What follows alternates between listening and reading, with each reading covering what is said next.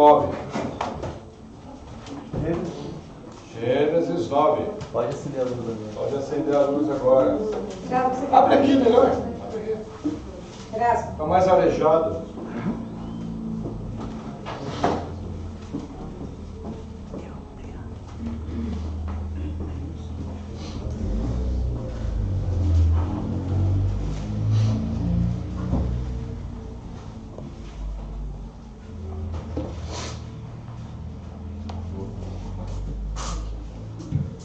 Som.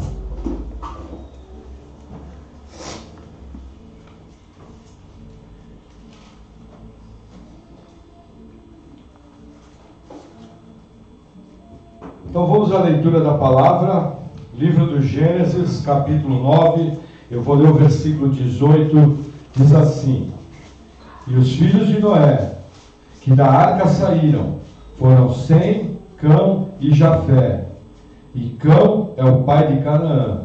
Esses três foram os filhos de Noé, e destes se povoou toda a terra. Até aqui. Vamos orar.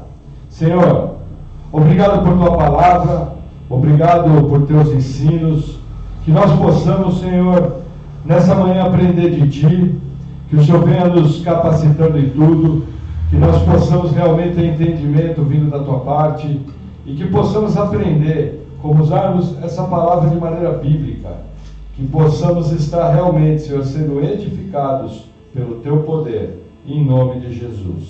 Amém. Será que o pequeno está ligado? Está dando barulho aqui.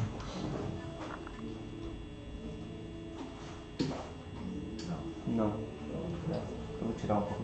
Deixa eu tirar um pouquinho aqui, só um minuto. Som. Melhorou. Começando a aprender mexer nisso. Só separar meu esboço aqui. Veja, irmãos, só retomando, fazendo uma pequena recapitulação. Nós entramos no capítulo 9 do Gênesis. Aí nós vimos o quê? Que Deus fez uma aliança com o homem, Deus fez uma aliança com a criação. Essa aliança, ela é totalmente ampla. Ela é uma aliança voltada a todo ser vivo e a todos os seres humanos, de que Deus não destruiria a terra mais através do dilúvio. E o que acontece? Deus coloca como sinal dessa aliança o arco. Qual que é o fato interessante aqui? Nós sabemos hoje pela ciência que existe uma razão que o arco-íris aparece nas nuvens quando chove e faz sol. Qual é essa razão? Uma razão atmosférica. O que alguns teólogos entendem? Que o grande sinal de que a Terra mudou depois do dilúvio é a presença do arco-íris. E após isso nós vamos ver as idades das pessoas caírem vertiginosamente. Já de Noé para 100 caiu de 900 para 600 anos. De 100 para o seu descendente Arfaxade caiu para 400. De Arfaxade para Peleg caiu para 200 e pouco. Quando chegou em Abraão, 175. Então o que a gente percebe? Todas essas mudanças são mudanças decorrentes do dilúvio. Agora, existe um fato interessante aqui. Eu vou retornar ao versículo 13, porque na última pregação não foi possível falar sobre esse assunto, mas é extremamente importante. Então vamos ler Gênesis 9, versículo 13. O meu arco tenho posto nas nuvens. Esse será por sinal da aliança entre mim e a terra. O que acontece? A questão do arco-íris. Se existe um símbolo cristão que foi blasfemado, na verdade esse daqui é o símbolo judaico-cristão, foi o arco-íris. Porque o que o arco-íris representa? O arco-íris faz uma lembrança ao arco e flecha. E por que aparece apenas o arco? É o sinal que as flechas do juízo de Deus estão guardadas. É uma segurança que o arco de Deus, o arco que está na mão do Todo-Poderoso, aquele que pode trazer juízo para a terra, aquele que pode trazer destruição para tudo, ele está com as suas flechas guardadas. E o que acontece? A modernidade, o marxismo cultural e o movimento LGBT, eles roubaram esse símbolo cristão. Hoje, quando você digita arco-íris na internet, 95% que vai aparecer é ligado ao movimento gay. Inclusive com cenas extremamente fortes. Quando nós estudamos, era comum a figura da Arca de Noé, aqueles bichinhos tudo com a carinha para fora, e o arco-íris atrás da arca, numa nuvenzinha toda bonitinha. Hoje você já não encontra com facilidade esse símbolo. E qual que é o problema? O problema é que o arco-íris hoje representa talvez o nível mais baixo de prostituição que tem. Talvez o nível mais difícil de ser lidado. Lógico, sempre que a igreja falar de homossexualismo, de fornicação, de adultério, eu tenho que lembrar primeiro ponto: todos os pecados levam para o inferno. Não existe pecadinho e pecadão. Porém, alguns pecados o Senhor trata de maneira especial. Por exemplo, quando a gente pega o pecado da mentira, a Bíblia fala que o pai da mentira é o diabo. É o único lugar da Bíblia onde ele é chamado de pai de alguma coisa. Por exemplo, o adultério. Existem vários textos na Bíblia onde aparece o adultério. Você percebe o quê? Que está ligado à palavra morte. Por exemplo, o sexo com animais, que é a bestialidade. A Bíblia chama de confusão. E era algo tão terrível que até o animal tinha que morrer apedrejado.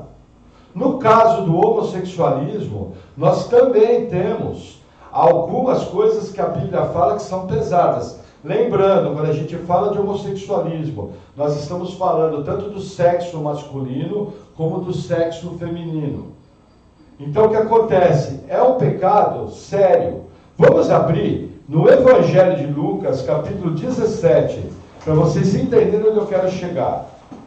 Evangelho de Lucas, capítulo 17, tem uma citação de Jesus sobre os últimos dias. Citação essa extremamente importante, que eu creio que ela reporta aos nossos dias hoje. Lucas 17, versículo 29.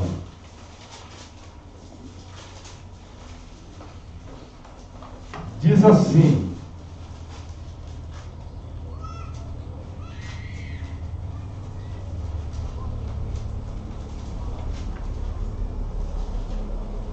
mas no dia em que Ló saiu de Sodoma, choveu do céu fogo e enxofre, e consumiu a todos. Assim será no dia em que o Filho do Homem há de se manifestar. Até aqui. Vamos fazer uma pausa. O que acontece? Jesus fala que próximo à sua volta, da sua vinda, seria como nos dias de Sodoma e Gomorra. Qual que era a marca dos pecados de Sodoma e Gomorra? O homossexualismo, principalmente masculino. Quando os dois anjos visitaram a cidade e foram recebidos na casa de Ló, todos os homens, velhos e moços, se reuniram, cercaram a casa de Ló e queriam trazer os homens para fora, entre aspas, os anjos, para ter relação sexual com eles. O que a gente percebe na história humana? Desde que o cristianismo iniciou, nós nunca tivemos uma fase onde o homossexualismo masculino e feminino fosse tão incentivado. Desde muito pequenas, as crianças são levadas a crer. Lógico, gente, respeito vai ter com todo mundo. Aqui na nossa igreja, nós já tivemos a visita de um conhecido dos nossos filhos que é homossexual. Foi muito bem recebido, tomou lanche com a gente, ouviu a palavra. Seria bem-vindo em todas as reuniões, porque eu acho que o lugar do homossexual é aqui na igreja para ouvir a palavra, porque é a palavra que liberta. Agora, de forma nenhuma eu posso negar que a Bíblia chama isso de pecado. Inclusive um pecado seríssimo, que traz consequências que marcam a vida da pessoa para o resto da vida. Para vocês terem uma ideia, as pessoas envolvidas com isso, elas têm sua sexualidade marcada até o final da vida. Elas têm que viver, quando são libertas, uma vida de vigilância. Elas têm que lidar até passar por uma reeducação de hábitos. Tamanho é o estrago que esse tipo de pecado faz. Mesma maneira o adultério, a pessoa que adultera, ela tem que reeducar seus olhos, ela tem que reeducar seu hábito. Porque senão passa um rabo de saia, a pessoa já vai atrás. Agora, o que eu quero que vocês entendam, em 2000 anos de história da igreja, nunca foi tão incentivado. Por exemplo, no colégio aqui próximo, onde os meus filhos saíram desse colégio há 5 anos atrás, não havia um casal homossexual. Conversando com uma mocinha que frequentou aqui nossa igreja, na classe dela, nas turmas em volta, tinha 9 casais de homossexuais, já namorando. O que acontece? Foi construída uma ideia. Por quê? Porque o comunismo cultural, que é a plataforma de governo do anticristo, coloque isso na sua cabeça. Plataforma de governo do anticristo é o comunismo cultural. É em cima dessa base que ele vai vir governando. Todo esse movimento de globalização que existe no mundo, ele é incentivado para destruir a identidade nacional dos países, para destruir a família judaico-cristã, para destruir o sistema filosófico grego e para destruir as leis baseadas no direito romano e alemão. Nós vamos estudar isso, vamos fazer um seminário em 29 de fevereiro, já vai colocando isso na sua agenda, o marxismo cultural e a família cristã. Casamento e educação de filhos, nesse meio. Por quê? Porque nós estamos sendo profundamente atingidos. Você leva o seu filho para a escola, do momento que aquele portão fecha, você não tem controle do que acontece. E quando o seu filho volta, se você não vigiar, se você não tiver as ferramentas necessárias para ministrar a vida dele, todos os valores anticristo vão ter sido colocados na mente do seu filho. E eles vão conseguir, em muito pouco tempo, formar o inimigo da cruz de Cristo debaixo do seu nariz.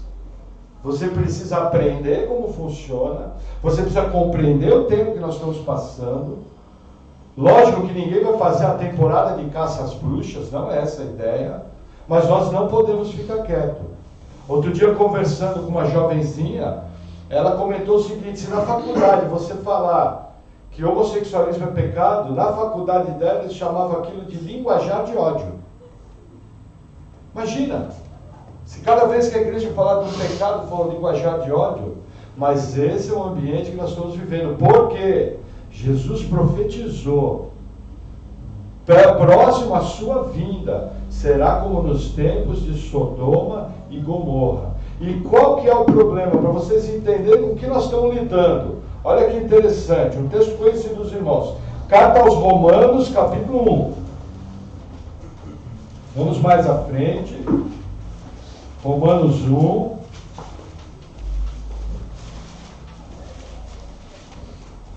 É um texto conhecido dos irmãos.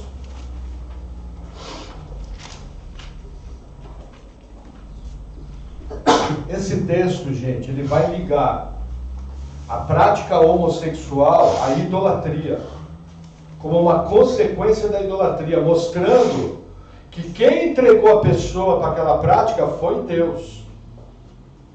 Esse texto aqui chega a ser assustador. Imagina o Deus de amor, o Deus que salva, o Deus cheio de graça, entregando alguém para praticar devassidão. Você imagina você chegar num nível de pecado na sua vida, onde Deus literalmente vira as costas, porque você não criou na verdade. E o que é pior, Ele trabalha para que o seu coração se endureça cada vez mais. E que para você cada vez mais afunde no pecado. Esse texto trabalha em paralelo, eu não vou ler, com 2 Tessalonicenses capítulo 2, quando fala da vinda do anticristo, onde Deus entrega, Ele envia o espírito do erro, para que os homens creiam na mentira. Olha que terrível. O Espírito Santo veio até nós para sermos salvos. O contrário também existe, o espírito do erro. Então vamos ler Romanos 1, versículo 22, diz assim. O texto é um pouco longo, mas muito importante. Dizendo-se sábios, tornaram-se loucos, E mudaram a glória do Deus incorruptível, em semelhança da imagem de homem corruptível, e de aves, e de quadrúpedes, e de répteis. 24. Por isso também Deus os entregou às concupiscências de seus corações, à imundícia, para desonrarem seus corpos entre si. Pois esses mudaram a verdade de Deus em mentira, e honraram e serviram mais a criatura do que o Criador, que é bendito eternamente. Amém. Olha o 26 o que fala, está grifado na minha Bíblia. Por isso Deus os abandonou às paixões infames, porque até as suas mulheres mudaram o uso natural, no contrário à natureza, e semelhantemente também os homens, deixando o uso natural da mulher, se inflamaram em sua sensualidade, uns para com os outros, homens com homens, cometendo torpeza e recebendo em si mesmos a recompensa que convinha ao seu erro. E como eles não se importaram de ter o conhecimento de Deus, assim Deus os entregou ao sentimento perverso para fazerem coisas que não convêm, estando cheios de toda iniquidade, fornicação, malícia, avareza, maldade, cheios de inveja, homicídio, contenda, engano, malignidade, sendo murmuradores, difamadores, aborrecedores de Deus, injuriadores, soberbos, presunçosos, inventores de males, desobedientes a pais e mães, nécios, infiéis nos contratos, sem afeição natural, irreconciliáveis, sem misericórdia, os quais, conhecendo o juízo de Deus, que são dignos de morte os que tais coisas praticam, não somente as fazem, e aqui é o principal, mas também se agradam dos que as fazem. Qual é o problema aqui? A gente tem uma lista absurda, mas o fechamento do versículo mostra algo interessante. Por exemplo, certa vez, eu já conversei com pessoas cristãs que defendiam a lei de cotas para homossexuais. Porque falavam, coitadinho, ele precisa de emprego, ele precisa de faculdade. Eu olhei para a pessoa e falei, olha, lembra de Romanos 1. Eles precisam da glória de Deus, eles precisam do nosso amor, mas o nosso amor tem que ser manifesto pregando o Evangelho, falando para eles que isso é pecado, falando para eles que isso vai trazer destruição, mas jamais defendendo privilégios para alguém que Deus entregou a dissolução. Cuidado, que você ao defender esse princípio, você pode se ver apoiando algo que Deus odeia. E Romanos capítulo 1 fala que você não tem nem que aprovar. A gente vê na mídia brasileira, gente, quando você vê mídia brasileira, pode colocar Europa e Estados Unidos, tá? Não é só o Brasil. E América Latina. Os principais personagens estão na prática desse pecado. Parece que é incentivado, parece que é bacana. Daqui a pouco eles vão inventar homossexualismo gospel. Vai acontecer. Já existem igrejas que são falsas igrejas, que são igrejas homossexuais. Isso é um ponto. Mas já existe igreja, inclusive batista, que os líderes dessa igreja têm defendido que a prática homossexual da Bíblia não é exatamente dessa maneira. Já estão tentando inventar um caminho falso, teologicamente, para justificar a prática homossexual. Gente de renome, gente conhecida, gente que há 20 anos atrás, 25, pregava a verdade. Entrou pelo caminho da apostasia. Por isso, essa é uma área que eu tenho que vigiar duplamente. Primeiro, jamais discriminar. Segundo, jamais fechar minha boca. Esse é o equilíbrio do cristão. Eu lembro quando nós fomos visitados aqui pelo rapaz homossexual, conversava numa boa, fiquei fazendo companhia para ele, até para evitar alguma conversa indevida, que ele se sentisse constrangido. Então eu fiquei bem próximo, conversando, puxando assunto, tal. para evitar um constrangimento para a pessoa, mas se ele perguntasse o que você acha do homossexualismo, eu olhar nos olhos dele e falar, meu amigo, o homossexualismo é pecado, leva para o inferno. Deus criou macho e fêmea. Deus criou você, homem.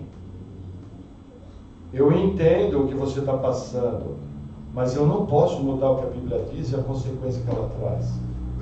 Só que como ele sabia a resposta, ele nunca veio perguntar. Uma pena. Que eu estava prontinho para falar. Essas pessoas precisam conhecer a graça de Deus. Agora veja, olha o que o mundo fez. Pegou o símbolo de uma aliança incondicional de Deus com o homem. Essa aliança é tão ampla que ela envolve até o seu gatinho, o seu cachorrinho, o seu passarinho. E transformaram no símbolo de uma das piores blasfêmias que tem na história. Essa é a situação que nós estamos vivendo hoje. Tempos de Sodoma e Gomorra. Abre o olho. Amém? Feita essa parte, vamos retornar em Gênesis capítulo 9.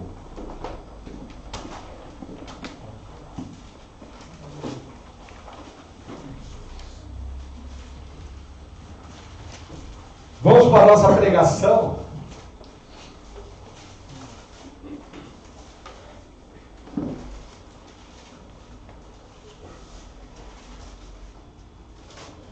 Eu vou ler a partir do versículo 20, relembrando que o 18 e 19 fala dos 3 filhos de Noé, Sem, Cão e Jafé. E aí fala que toda a terra veio dos 3, toda a descendência veio dos 3. Nós vamos estudar isso junto, vamos começar a estudar isso quarta-feira. Todo mundo que está aqui nessa sala, ou é descendente de Sem, ou é descendente de Jafé, ou é descendente de Cão, ou Cã. Todos, sem escapatória. Mas o texto continua no versículo 20 e fala o seguinte: e começou Noé a ser lavrador da terra, e plantou uma vinha, e bebeu do vinho, e embebedou-se, e descobriu-se no meio da sua tenda. Vamos fazer uma pausa aqui. O que acontece? Aqui tem algumas coisas interessantes. Noé lavrou a terra, plantou uma vinha. No mínimo, para produzir uma vinha, precisava de 2 anos. Então aqui, no mínimo, nós estamos 2 anos após a saída da arca. E o que acontece? Noé fabricou vinho. O que as pessoas às vezes defendem? Tem gente que quer aliviar a barra de Noé, aliviando o seu erro. Veja, a Bíblia é clara. Noé se embriagou. A Bíblia nos mostra, Jesus naquele texto de Lucas fala o seguinte: nos tempos de Noé, eles bebiam e comiam, e se davam em casamento. O que eles poderiam beber? Ou água, ou o fruto da vide. A cevada produzindo cerveja, ela foi só descoberta depois, ali na região da Babilônia. Então Noé sabia que o vinho continha álcool. Aí a pergunta é, por que um homem justo como Noé se embriagou? Primeira resposta, porque não vigiou. Tomou mais do que devia. Caiu embriagado num ponto que tirou a roupa. Segunda questão, a que eu prefiro. O ambiente antes do dilúvio tinha muito mais oxigênio no ar. Tanto é que a gente tem prova científica de animais que eram maiores. Então o que eu entendo? Noé estava acostumado a tomar vinho. Só que no ambiente pré-diluviano, como era um ambiente muito mais saudável, eles viviam muito mais, ele não tinha problema nenhum. Podia tomar um barrilzinho de vinho que não ia acontecer nada. Quando ele plantou a vinha e tomou a mesma quantidade de vinho, a atmosfera mudou. O que aconteceu? Embriagou. Embriagou num ponto que, veja, algumas pessoas quando tomam bebida alcoólica, elas geram calor no início. Ele tirou a roupa e ele se despiu no meio da sua tenda. Essa daqui é a primeira citação que nós temos sobre vinho e embriaguez na Bíblia. Sempre existe um princípio teológico chamado princípio do primeiro. A primeira aparição de algo na Bíblia, ela vai se arrastar por toda a Bíblia. E o que acontece aqui? Aqui vem uma advertência contra a bebida alcoólica. Nós precisamos tomar muito cuidado. Por exemplo, no estatuto da nossa igreja, a gente não proíbe bebida alcoólica. De qualquer espécie. De qualquer espécie. Mas nós proibimos a embriaguez. Porque a embriaguez é pecado. Só que isso é claro e simples para muitas pessoas. A pessoa chega para mim e fala, não, pastor, mas eu não me embriago. Aí você pergunta, mas irmão, você bebe com que frequência? 4 vezes por semana eu tomo minha cervejinha, 4 vezes por semana eu tomo meu vinho. Aí eu vou incorrer num outro problema que é muito comum. Vamos deixar marcado Gênesis 9? Vamos abrir no livro de Jó, versículo 11. Jó fica antes de Salmos.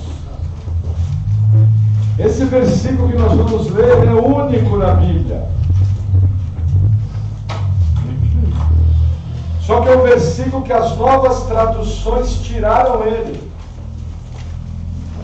Apenas a Almeida Revista e Corrigida tem esse versículo.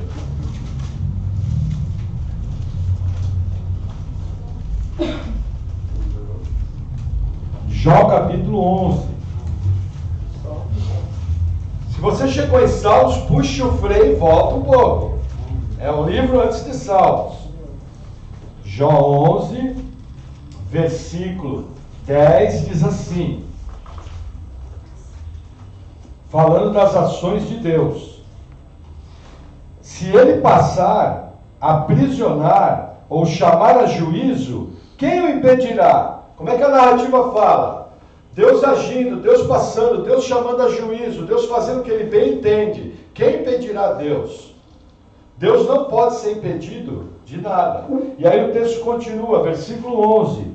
Porque ele conhece os homens vãos e vê o vício, e não o terá em consideração. Mas o homem vão é falta de entendimento. Sim, o homem nasce como a cria do jumento montês. Se tu preparares o teu coração e estenderes as tuas mãos para ele, se há iniquidade na tua mão, lança para longe de ti e não deixes habitar a injustiça nas suas tendas. O que chama atenção? Versículo 11. Porque ele conhece os homens vãos, vírgula, e vê o vício, e não o terá em consideração. Tem gente que não é alcoólatra, mas é viciado em bebida alcoólica. E o que está acontecendo? O que está começando a acontecer? Algumas rodas gospel. Você vai nas festinhas da igreja, você vê as garrafinhas de cerveja. Você vê as garrafinhas de bebida. O que nós entendemos? Isso aí não está certo. Reunião de igreja não tem que ter bebida alcoólica. Crente não tem que beber direto. Crente não tem que ter uma programação. Você vai fazer essa semana? Vou fazer um churrascão e tomar um monte de cerveja. Tem pessoa que para se divertir, assim que fica sabendo que a Bíblia não proíbe o consumo de bebida alcoólica, se torna um viciado em bebida. O Novo Testamento tem eco nessa passagem falando o seguinte: tudo me é lícito, nem tudo me convém, vírgula, e eu não me deixarei dominar por coisa alguma. Se você depende de bebida alcoólica para estar tudo bem, se você vai para um lugar fazer um piquenique, tem que ter uma cerveja gelada para estar bem, se você vai ter um almoço, é obrigatório ter um vinho para tomar para estar bem, você está se transformando num viciado. Você não é alcoólatra. Você não vai cair no pecado da embriaguez, porque um crente que tem o Espírito Santo dificilmente vai cair no pecado da embriaguez. Só se houver uma coisa muito fora da curva. Agora, ele pode cair no pecado do vício. Porque o que querem dizer é o seguinte, que por esse versículo estar no Antigo Testamento, Deus não condena o vício. Só que o Novo Testamento fala, eu não me deixarei dominar por coisa alguma. Então eu tenho que tomar muito cuidado com bebida alcoólica. O fato da Bíblia não proibir o consumo de bebida alcoólica não me autoriza a sair usando bebida alcoólica de qualquer jeito. Eu não posso mentir para os irmãos e não posso dar de religioso. Algumas vezes, no almoço de domingo, eu tomo uma ou duas taças de vinho. Tranquilo, mas se não tem, não tem. Numa boa. Agora, quando eu encontro com os irmãos, a gente não faz uso de bebida alcoólica. Por quê? Porque pode ter um irmão que foi alcoólatra, pode ter um irmão que se tocar em vinho, vai cair de volta. Nós conhecemos casos de pessoas que se dizem cristãs, que estão embicadas na bebida alcoólica, não conseguem sair. Gente, não brinque com álcool. Álcool é droga. Da mesma maneira que maconha, da mesma maneira que cocaína, da mesma maneira que cigarro. Eu não tenho um versículo direto da Bíblia dizendo que quem fuma não vai para o céu. Eu não posso dizer isso. Inclusive, grandes teólogos da história fumavam charuto, fumavam cachimbo. Mas, com certeza, todos eles vão dar contas a Deus desse uso errado. Por se deixar dominar, da mesma maneira que a bebida. Se Noé, que era um homem justo, não vigiou e caiu embriagado, nós não sabemos o motivo, pode ser simplesmente que ele tomou umas canas a mais. Imagina nós. Como é fácil cair. Cuidado, gente. Eu já vi muito crente, eu perdi um parente meu que ia para a igreja, começou com cerveja sem álcool no churrasco. Quando foi ver, a pessoa tinha embicado na bebida e morreu longe do Senhor, pediu perdão a Deus. Morreu jovem, mais novo do que eu, com uma vida pela frente. Eu imagino que salvo, porque ele teve chance de até colocar para fora aquilo que ele sentia. Mas veja, começou com uma inofensiva cerveja sem álcool. Destruiu a vida dele, destruiu. Acabou. Amém? Vamos voltar de novo em Gênesis capítulo 9. Um outro detalhe também, que é muito importante falar,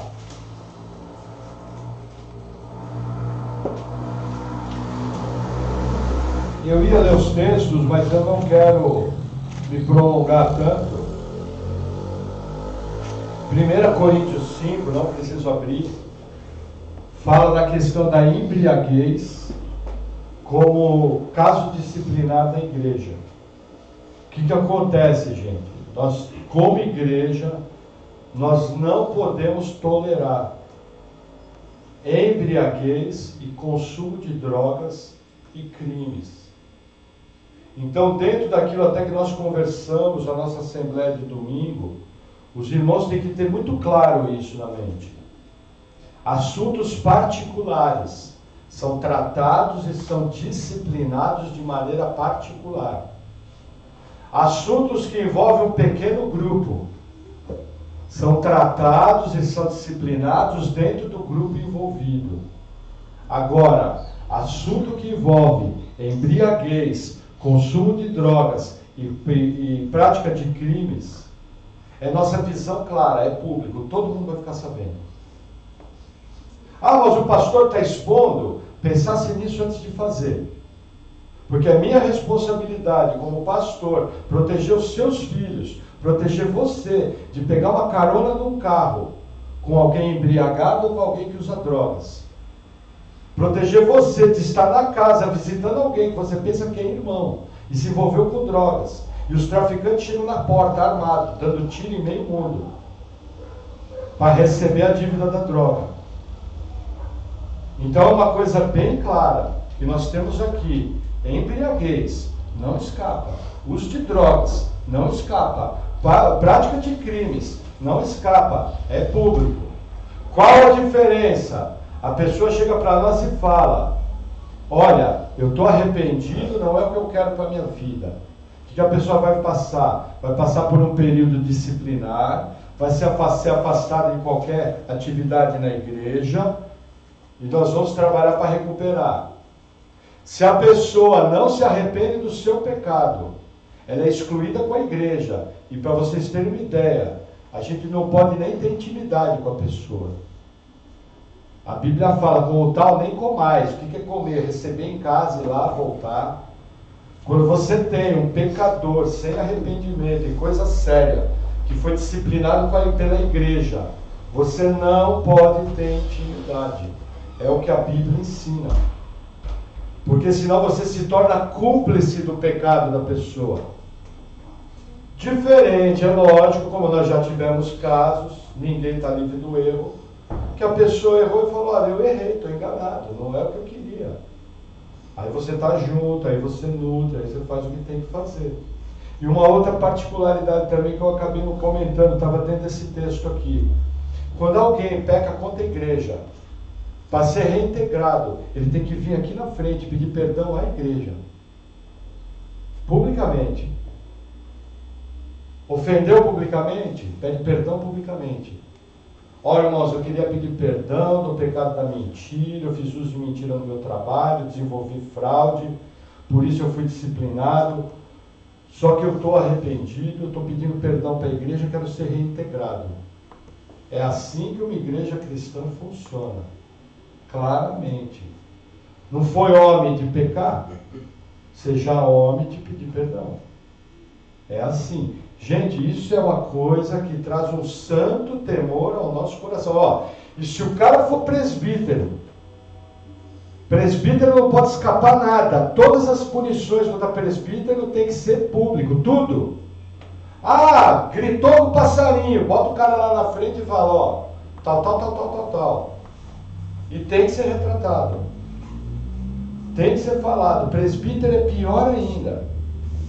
Aí que a Bíblia não deixa margem nenhuma. Para presbítero não tem nada oculto. Ah, ele puxou o cabelo, o fio de cabelo da esposa, público. Porque ele é presbítero. É assim que a Bíblia ensina. Amém?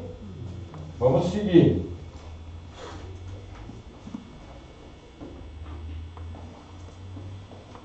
Gênesis 9, versículo 22.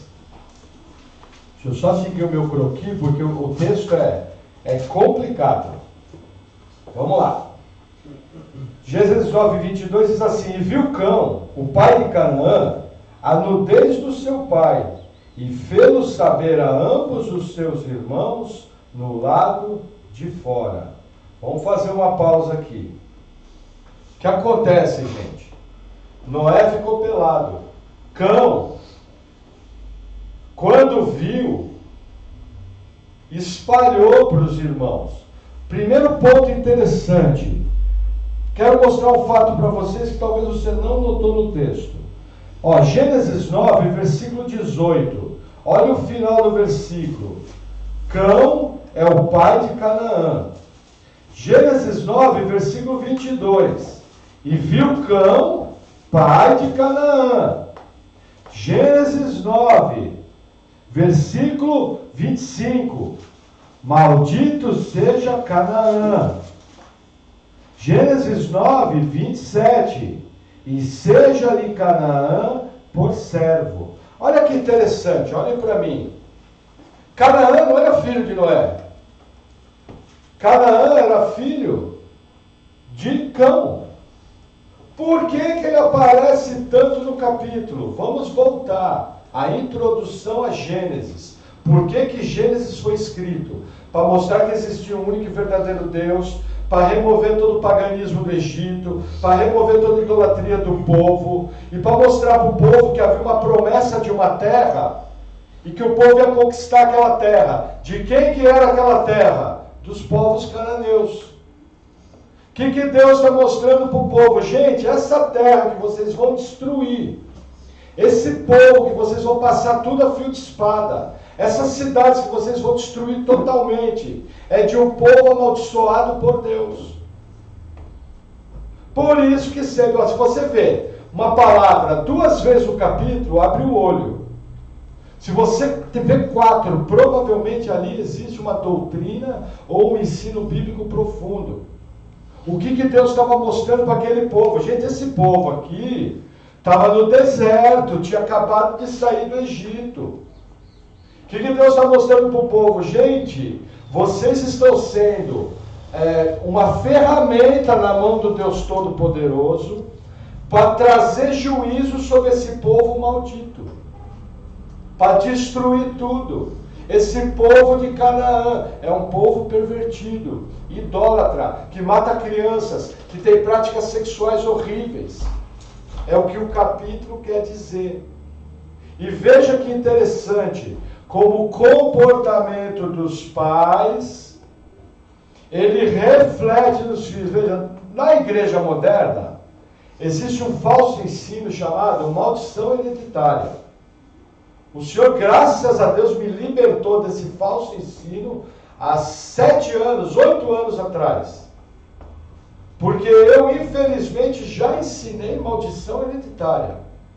Só que aí eu comecei a ser confrontado pela Bíblia. A Bíblia falava, o filho não responderá ao pecado do pai. O pai não responderá ao pecado do filho. A alma que pecar, essa perecerá. Agora veja que interessante, aqui a gente vê um povo marcado por um comportamento.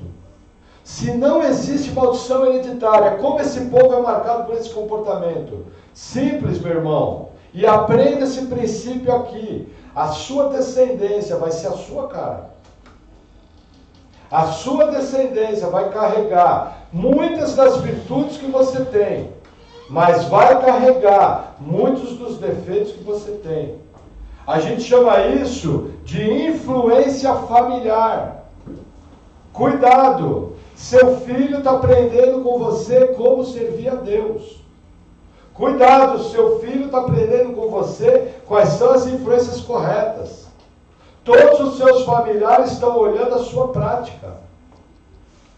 Tudo aquilo que você faz tem influência nos filhos e pode chegar a ter influência por gerações. A gente consegue notar isso muito claramente nos esportes. Pode ver, as famílias que idolatram times de futebol. Primeira coisa, time de futebol, time de beisebol, time de basquete é algo ridículo. Os caras não te pagam um tostão. Você quer assistir? Assista, mas com a cabeça correta. Mas eles não te dão um tostão. As famílias têm os acontecimentos de família envolvendo essas coisas. Existe crente que chega no final do ano, cara nascido de novo, bota até o Papai Noel na casa. O segundo ídolo mais adorado no mundo, porque ele tem um hábito de família, envolve o Papai Noel. Ah, e se não tiver Papai Noel? Por quê? Influência familiar. A gente percebe que Cão tinha que fazer como seus irmãos fizeram. Mas não. Cão comete um pecado mais sério ainda. Além dele ver a nudez do pai de uma maneira inapropriada, gente, pode acontecer dentro de uma casa, de às vezes um filho ver a nudez do pai, está se trocando, pode acontecer. Mas aquilo às vezes uma filha vê a nudez da mãe. Cruzado já não pode acontecer, porque pode sexualizar a criança de maneira precoce. É uma opinião pessoal minha. Eu creio que uma criança de um sexo não deve ver a nudez do pai. Por exemplo, uma menina não deve ver a nudez do pai. Um menino não deve ver a nudez da mãe. Eu defendo essa tese. Mas pode acontecer, de sendo do mesmo sexo, acontecer um acidente de ver. Isso aí não é o que o texto aqui está falando. O texto aqui está falando, está mostrando que Cão olhou de uma maneira inapropriada. Para vocês terem uma ideia, esse texto aqui, como é complicado, tem 4 vertentes aqui. E existe uma disputa muito grande desde os mestres judeus. Por quê? Porque a maneira que o texto está escrito, alguns mestres judeus e alguns mestres cristãos defendem o seguinte: Cão teve relação sexual com seu pai. Essa é a primeira vertente. Existem rabinos judeus de renome que defendem essa tese. Existe uma segunda tese, que Cão, juntamente com Canaã, castrou Noé. Por isso que quando foi encerrada a narrativa, não fala que Noé teve mais filhos e filhas. E por que eles castraram? Para que não houvesse mais descendentes e não dividisse a herança do pai. Essa é uma segunda tese. Gente, pessoas de renome. Por exemplo, a primeira tese que eu falei, nós aqui na igreja, a gente fecha com a tese que o Gran Conato defende e que o Mauro Meister da Presbiteriana defende. Mas, por exemplo, o Wilson Potts, que é um especialista em Gênesis, para ele, Cão teve relação sexual com seu pai, sodomizou seu pai. E ele considera uma tese válida. Existe uma terceira vertente, que Cão, juntamente com Canaã, vendo que Noé estava embriagado, violentaram sua própria mãe. Essa é uma terceira tese. O que nós entendemos que aconteceu? A gente vai ao pé da letra. A gente vai no literal do texto. Por quê? Porque em todo o livro do Gênesis, quando Moisés vai escrever sobre pecado sexual, ele escreve tudo. Ele não coloca nada debaixo do tapete. Quando os homens de Sodoma e Gomorra quiseram ter relação com os anjos, ele fala. Quando as filhas de Ló embriagaram o pai e tiveram relação sexual com Ló, a Bíblia fala.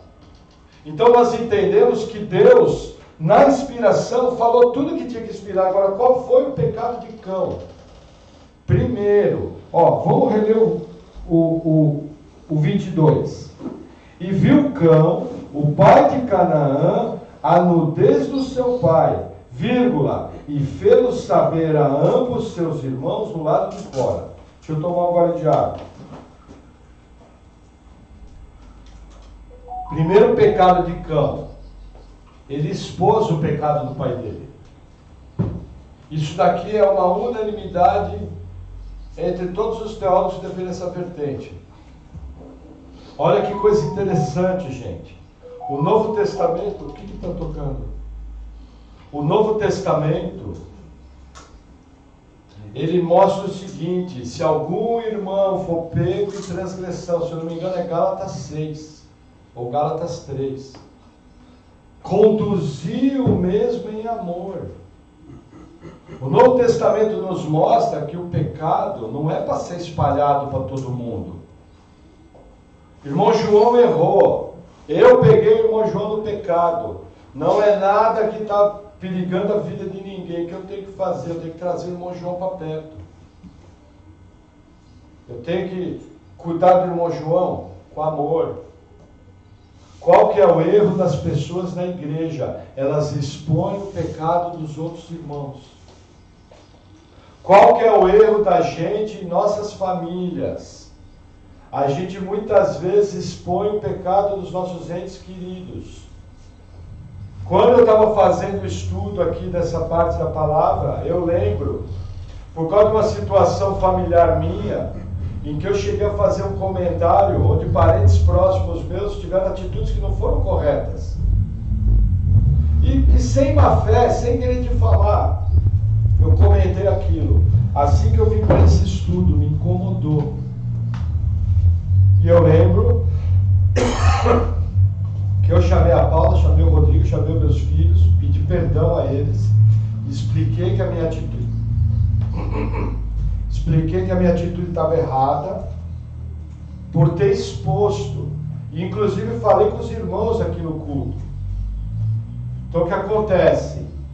Seus parentes pisaram na bola com você, não exponha. Se for pai e mãe, pior ainda, você vai cair nisso aqui.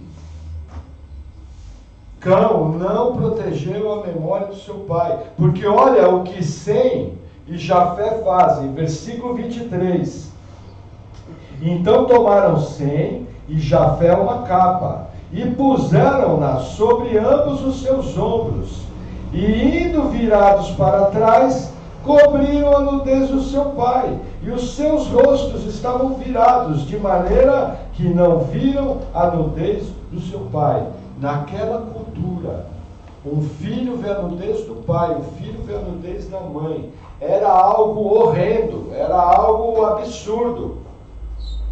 O que Sem e Jafé fizeram? Fizeram o que o cão teria que fazer: proteger a nudez do pai. Gente, na Bíblia, nudez muitas vezes chama atenção para pecado. Existem textos onde o pecado é mostrado. Deus fala: descobrirei a tua nudez. O que Sem e Jafé fizeram? Jogaram uma capa por trás da cabeça e vieram andando de ré. Ou de frente, eu imagino que foi de frente. Eles sabiam mais ou menos onde estava e cobriram a nudez do pai, sem expor. E morreu o assunto. Noé, quando acordou, olha o que o versículo 24 fala: e despertou Noé do seu vinho e soube o que seu filho menor lhe fizera. Olha que interessante. Primeira coisa, a Bíblia fala claramente que era vinho. Segunda coisa, esse vinho tinha álcool. Porque tem crente que quer dizer que o vinho na época de Jesus não tinha álcool. Quem já ouviu esse comentário? Gente, se você espremer a uva, passados 4 dias já tem álcool. Não existia pasteurização na época de Jesus. O sistema de pasteurização foi desenvolvido há 150 anos atrás. Agora havia o vinho novo, que era o mosto, e o vinho curtido, com maior teor alcoólico, mas todos tinham álcool.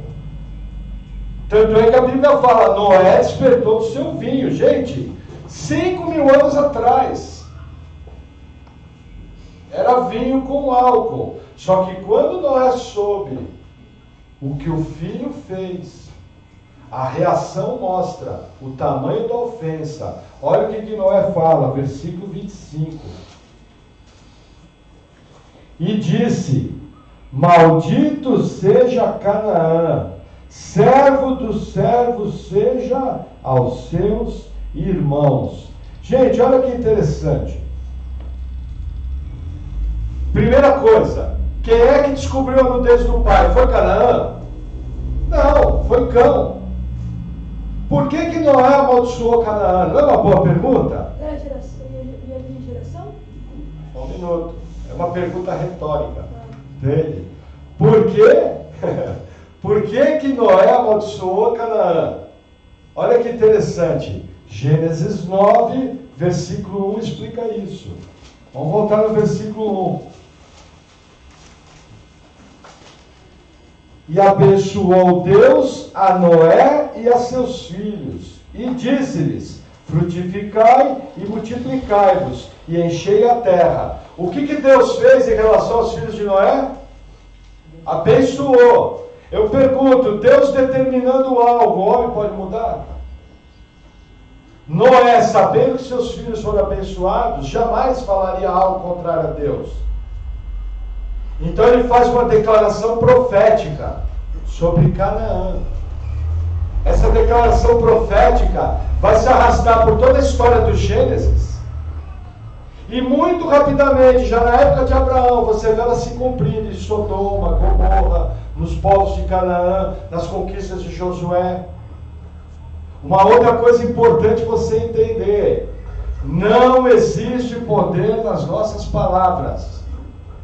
A heresia da confissão positiva, ela fala que esse texto aqui foi usado provando que tem poder na palavra. Gente, o que Noé fez aqui foi uma declaração profética e que foi confirmada por Deus nas gerações. Nós não temos poder na nossa palavra. Se existe algum poder na nossa palavra, é o seguinte poder: de você orar e Deus fazer. Só. Mas o pessoal distorce o texto, transforma uma declaração profética de Noé no que eles chamam de confissão positiva. Eu já teve um monte de gente que me amaldiçoou, estou vivo. Já teve um monte de gente que falou um monte de coisa, não aconteceu nada. E se alguém falou alguma coisa e aconteceu, não foi porque a pessoa falou, foi porque Deus assim quis. Pergunta para a pessoa, as palavras têm poder? A pessoa vai falar, tem. Por que você acha isso? Ah, porque no livro de Tiago fala de abençoar e amaldiçoar. Ô irmão, se você lê o livro de Tiago, está falando de maldizer e bendizer. Está falando como que você bendiz a Deus e fala mal do irmão. É isso que está falando, não tem mais nenhum texto. Ah, mas está escrito na Bíblia, digo fraco, sou forte. Fraco em quê? Fraco nos meus pecados, fraco na minha necessidade de salvação de Cristo, fraco porque eu sou carente da glória de Deus. O que Paulo fala? O meu poder se aperfeiçoa melhor na sua fraqueza. Quando você é fraco, aí Deus é forte. É isso que está falando. Não está falando, eu determino, eu vou comprar um carro, eu determino o emprego. Não está falando isso. Está falando o seguinte, Senhor, eu sou fraco, eu sou um pecador, eu preciso da tua glória. Eu preciso do teu amor. Se o teu poder não agir, nada acontece. Digo fraco, sou forte. Em quem? Em Deus. Percebe como as heresias surgem? Para vocês terem uma ideia, o pastor, se a gente pode chamar assim, que criou a confissão positiva, ele chegou a estudar até neurolinguística, ligada à prática de psicanálise para a psicologia. Você entendeu a profundidade que o cara foi. Aí esse camarada discipulou vários homens que são lidos, como Kenneth Hagin, como Benny Hinn. Eu acho barato, eu estava vendo o teu Iago, do 2 Deus de Teologia. O Iago foi que nem eu, Iago Martins. Ele ensinava Kenneth Hagin. Ele lia, eu também ensinava. Quando fui confrontado, eu vi que eu era um falso mestre. Ele também cortou tudo. Se você chegar na maioria das igrejas brasileiras, é uma lei entre os crentes. A palavra tem poder. Talvez a pior heresia que a gente tenha. Palavra sua tem poder, sabe do quê? De magoar, de colocar para baixo, de destruir, de ser estúpido, de ser grosseiro, de falar o que não deve, de desanimar as pessoas. Mais ou menos é isso. Entendem como funciona? Mal-estar. Então Noé aqui ele faz uma declaração profética. E aí o texto segue. Vamos lá. Versículo 26. Não, versículo 26. E disse: Bendito seja o Senhor Deus de Sem, e seja-lhe Canaã por servo.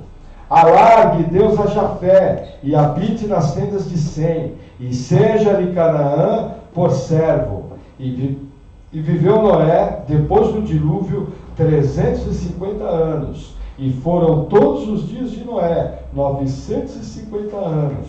E morreu. Até aqui. O que acontece, gente? A narrativa encerra aquela genealogia que começou em Gênesis 5. A genealogia de Sete. Ela encerra aqui em Noé. É aqui que aquela genealogia entrega. Mas o que acontece? O que Noé declarou sobre Canaã, a grande prova que isso é uma declaração profética e não uma maldição, está na própria Bíblia. A Bíblia vai mostrar, logo no Pentateuco, o que aconteceu com aquele povo. Quer ver que legal? Vamos abrir. Vamos 2 livros à frente. Livro de Levítico. Perdão. Primeiro Gênesis, capítulo 15. Já ia esquecer da cerejinha do bolo. Gênesis 15, versículo 16. Diz assim: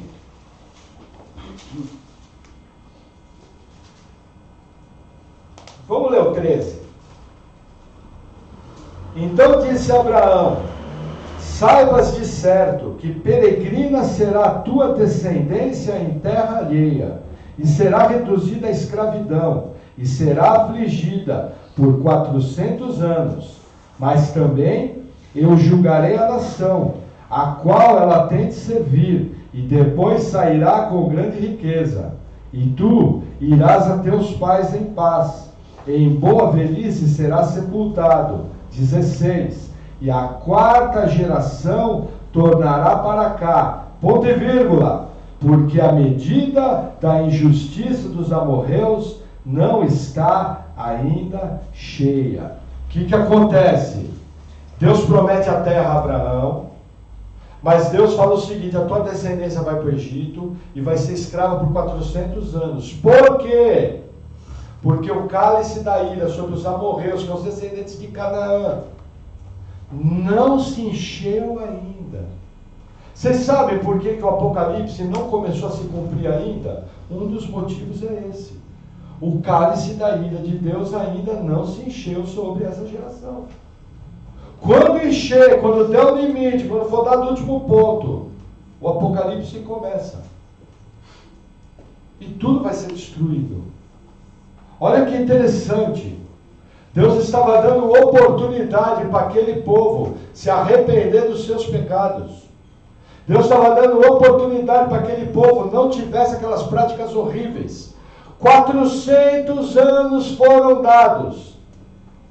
E sabe o que eles fizeram naqueles 400 anos? Vamos ver se Deus é justo ou não. Agora sim, vamos abrir Levítico, capítulo 18. 2 livros à frente. Vai passar por Êxodo, vai chegar em Levítico. Capítulo 18. Eu vou fazer uma leitura expositiva do texto.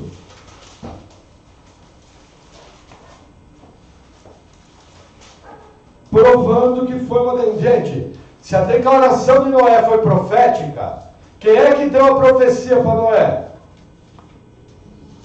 Deus. Se Deus determina algo, tem como ser contra? Não. Só que Deus, na sua justiça, Ele aguardou o tempo certo de encher o cálice, deu 400 anos para aqueles povos. Na verdade, são 7 nações inimigas de Deus. Nós vamos ver mais à frente. Mas olha o que esse povo fez. Caminhamos 400 anos depois de Gênesis 15. Olha o que esse povo fazia. Levítico 18, versículo 1. E falou mais o Senhor a Moisés, dizendo: fala aos filhos de Israel, e dize-lhes: eu sou o Senhor vosso Deus. Não fareis segundo as obras da terra do Egito, em que habitastes, nem fareis segundo as obras da terra de Canaã, para a qual vos levo, nem andareis nos seus estatutos. Farei conforme os meus juízos, e os meus estatutos guardareis, para andares neles. Eu sou o Senhor vosso Deus. Portanto, os meus estatutos e os meus juízos guardareis, os quais, observando-os o homem, viverá por eles. Eu sou o Senhor. Versículo 6, olha a prática daquela terra. Nenhum homem se chegará a qualquer parente da sua carne, para descobrir a sua nudez. Eu sou o Senhor. Não descobrirás a nudez do teu pai e da tua mãe. Ela é tua mãe. Não descobrirás a tua nudez. Não descobrirás a nudez da mulher do teu pai. É nudez do teu pai. A nudez da tua irmã, filha do teu pai, ou filha da tua mãe, nascida em casa ou nascida fora de casa. A sua nudez não descobrirá. Qual que era a prática daquelas nações? Sexo entre parentes, incesto. Era a mãe que tinha relação sexual com o filho. Era filho que tinha relação sexual com o filho. Pai que tinha relação sexual com filha. Irmão que tinha relação sexual com irmã. Tio que tinha relação sexual com sobrinha. Só para dar um pitaco, para vocês entenderem do que nós vamos tratar em 29 de fevereiro. Sabe o que o comunismo ensina? Que a família, como a gente conhece, não devia funcionar. Como deveria ser? Todo mundo tem relação sexual com todo mundo. E quando a mulher engravidar, você não sabe quem é o pai. E aquela criança não tem família, é criada por todos. Só para dar um pitaco e deixar você pensativo. Nunca eles vão conseguir implantar isso aqui, concorda? O que eles estão fazendo? Estão tirando seu filho de casa, com 4 anos de idade, do seio da sua família, e construindo uma mentalidade nele. anticristão. É para isso que você precisa se preparar. Não tem mais família. Entendeu a jogada? Nunca que vão conseguir fazer uma sociedade onde haja sexo entre familiares. Mas tirar seu filho debaixo da sua barba e educar como eles querem educar, eles fazem isso muito bem. E são melhores nisso do que muitos cristãos são. Essa prática aqui. Isso é comunismo, isso é esquerdismo. Isso é o que as pessoas defendem. Como cristão, tem como você concordar com um negócio desse? Não tem. E aí o texto continua. Levítico 18, versículo 22. Olhem para mim, esquece lá fora. Levítico 18, 22. Com homem não te deitarás, como se fosse mulher. A abominação é: nem te deitarás com um animal, para te contaminares com ele. Nem a mulher se porá perante um animal, para ajuntar-se com ele. Confusão é. Com nenhuma dessas coisas os contaminareis, porque com todas essas coisas se contaminaram as nações que eu expulso de diante de vós.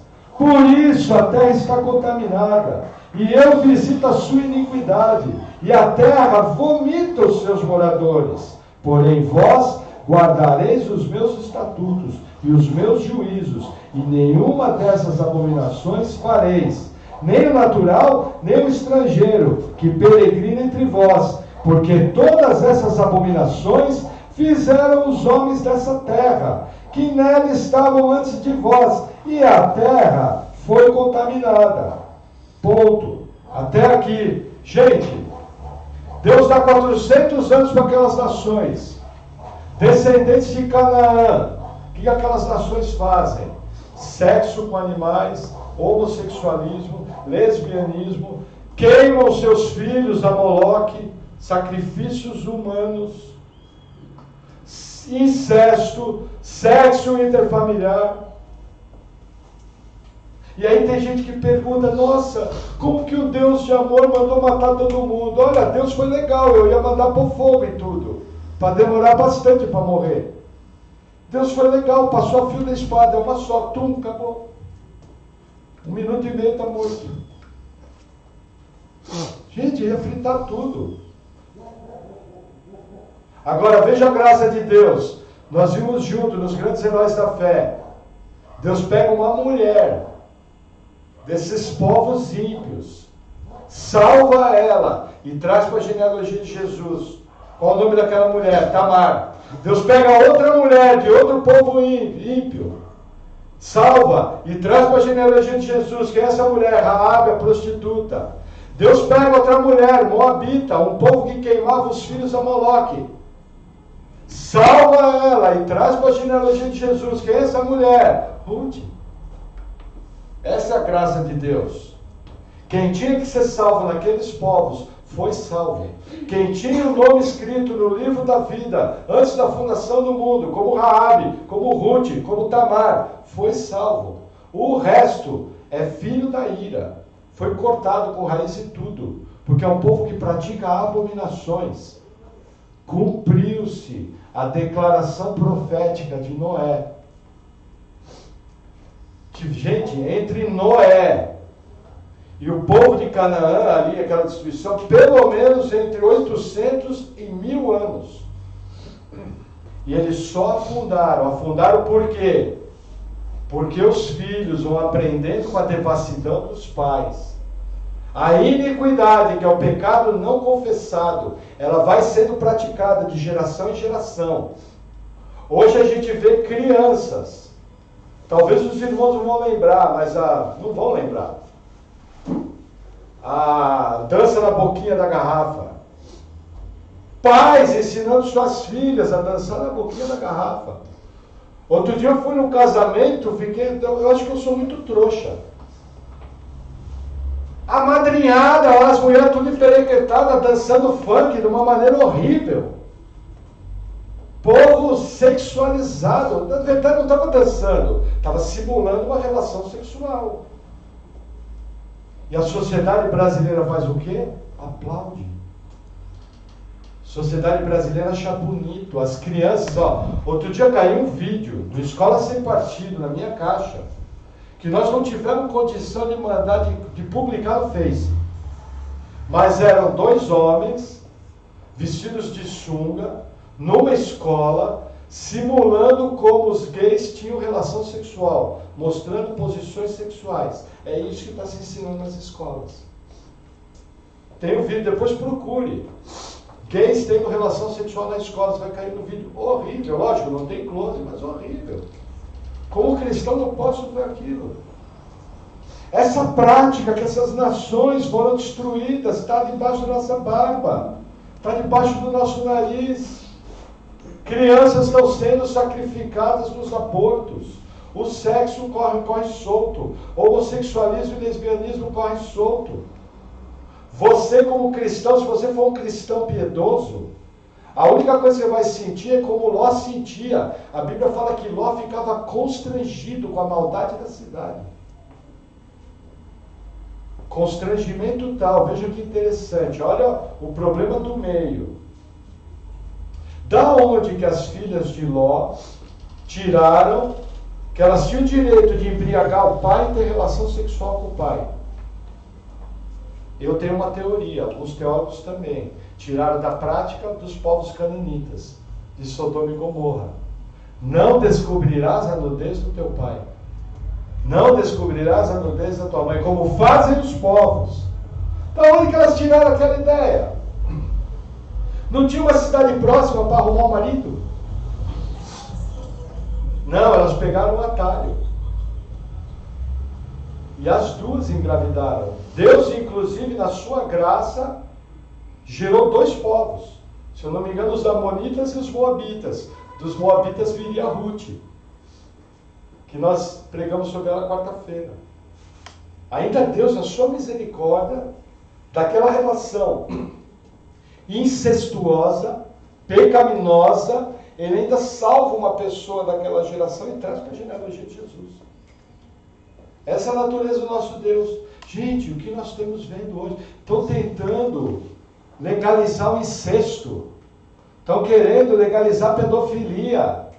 Sabe o que os comunistas defendem? Eles defendem que a criança tem direito à sua sexualidade. Isso é o que eles defendem, debaixo do nosso nariz. A igreja está quieta, não está vendo. E está entregando seus filhos na mão desses caras para eles educarem como anticristos. Esse quadro aqui nós estamos vivendo hoje, no Brasil, no Ocidente, na Europa. Outro dia eu vi, olha, gente, vou falar uma coisa para vocês, para encerrar.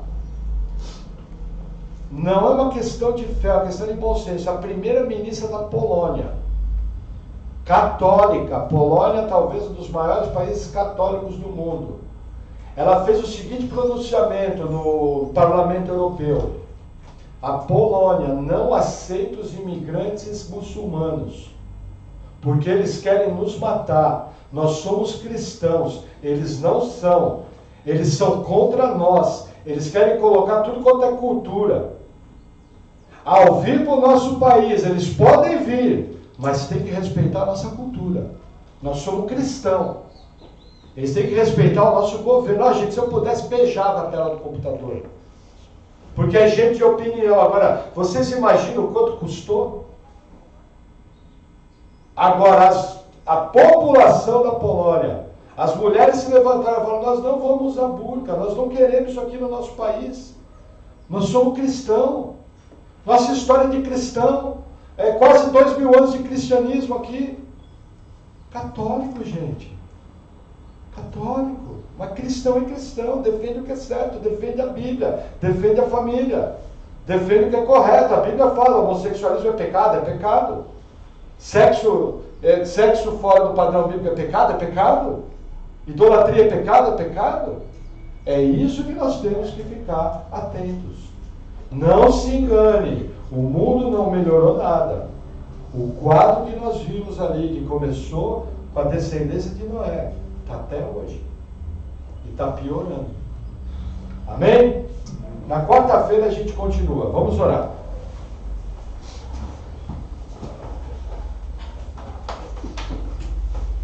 Senhor, obrigado por tua palavra. Eu oro em nome de Jesus pedindo pela minha vida e pela vida dos meus irmãos. Em especial, Senhor, também eu quero pedir pelo nosso país, que nós possamos ser livrados pelo teu poder de toda armadilha maligna, de toda política e campanha anticristo. Senhor, que o Senhor venha nos dando sabedoria em relação aos nossos filhos, aos nossos netos, aos nossos entes queridos, que nós possamos perceber na vida deles toda a tentativa maligna de transformar eles em inimigos na cruz, que nós possamos ter voz forte, que nós possamos nos posicionar de maneira bíblica e que possamos, Senhor, ser livrados de toda armadilha e de todo mal. Pai, somente através da tua graça, somente através do teu poder é que nós podemos ter esse tipo de sabedoria. Ajuda-nos em nossa fraqueza, livra-nos de todo mal, em nome de Jesus. Amém.